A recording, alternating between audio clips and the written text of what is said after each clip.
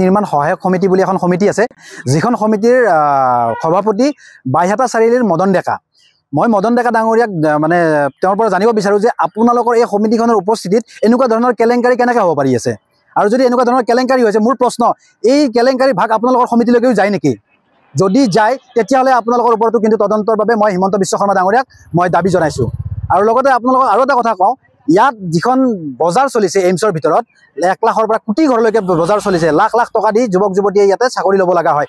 এই যিখন বজাৰ চলিছে ইয়াত একাংশ আমাৰ অসমীয়া মানুহ জড়িত হৈ আছে। মই নকওঁ যে অকল অনা অসমীয়া জড়িত, ইয়াত অসমীয়া মানুহ জড়িত, যাৰ সহায় লয় আমাৰ যি অনা অসমীয়া মানুহখিনি আছে, সেই অনা অসমীয়া মানুহখিনি ইয়াতে কিন্তু এখন ডাঙৰ বজাৰ বহাই লৈছে, যি বজাৰখনৰ পৰা তেওঁলোকে এই যুৱক যুৱতীসকলে, দুখীয়া ঘৰৰ যুৱক যুৱতীসকলৰ পৰা তেওঁলোকে লাখ লাখ টকা লৈ আজি কোটিৰ ঘৰত তেওঁলোকে বেপাৰ কৰি আছে। গতিকে এই সকলোবোৰ বন্ধ হ'ব লাগে। বায়'ডাটা দি আছোঁ, 3-4 বাৰ হৈ গৈছে দিয়া, মাতিম বুলি ক'লে এতিয়ালৈকে মতা নাই। আৰু মই ইয়াত আহিয়ে আছোঁ, খবৰ লৈ আছোঁ, খবৰটো তাৰমানে হ'ব বুলি কৈয়ে আছে, এতিয়ালৈকে পোৱাই নাই খবৰ।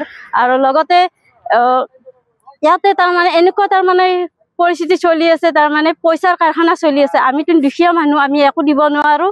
আৰু সেই পইচাৰ কাৰণে ইয়াতে তাৰমানে মানুহ লৈ আছে, পইচা দি আছে। আৰু নতুন নতুন মানুহ মই পায়ে আছোঁ, প্ৰায় ইয়াত আহিয়ে থাকোঁ, মই ডেইলি আহি থাকোঁ।